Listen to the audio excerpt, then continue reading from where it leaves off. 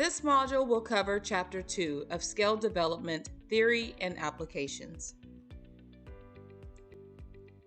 The content of this chapter focuses on constructs versus measures, focusing on how we capture intangible sediments through research instruments like scales and questionnaires.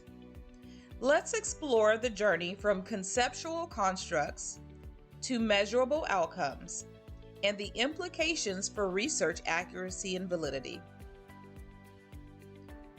At the core of our discussion are constructs, the intangible sediments, aspirations, and beliefs we aim to understand through our research.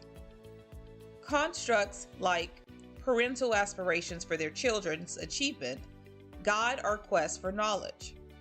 However, these constructs are not directly observable.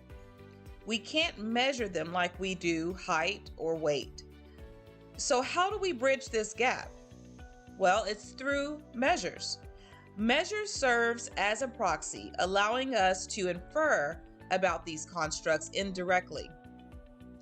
When discussing constructs versus measures, we distinguish between the abstract idea we wish to understand and the concrete tools we use to grasp them. A key concept in our discussion is that of latent variables. These constructs underline our scales, unobservable yet variable across time, place, and individuals. Latent variables, such as the parental aspirations for their children, are characteristics of the data source, not the subjects of the aspiration.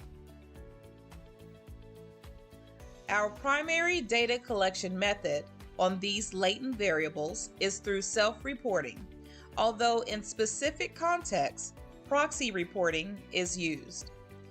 This necessitates a careful interpretation of results, ensuring we're assessing respondents' perceptions accurately against the characteristics of the stimulus itself.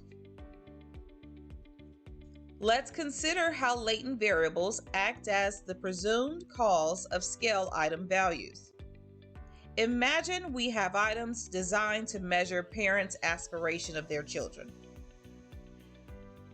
The responses to these items reflect the strength of the latent variable, in this case, the aspirations. This causal relationship implies a correlation among item values, the latent variable's actual score, and each other. Path diagrams come into play here, helping us to visualize these relationships and the causality they represent. We can quantify the strength of these relationships through standardized path coefficients, enhancing our scale development and analysis. Diving deeper into our methodology, we encounter the classical measurement model, which posits that an observed score is the sum of the true score and error. This model relies on assumptions such as error variance, randomness, and uncorrelated areas, both among items and with the latent variable.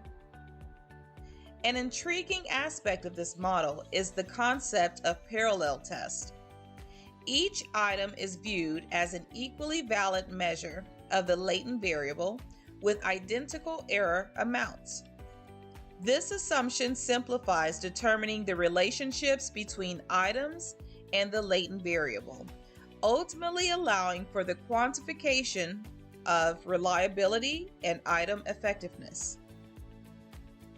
In summary, understanding the distinction between constructs and measures and the role of latent variables is crucial for accurate research.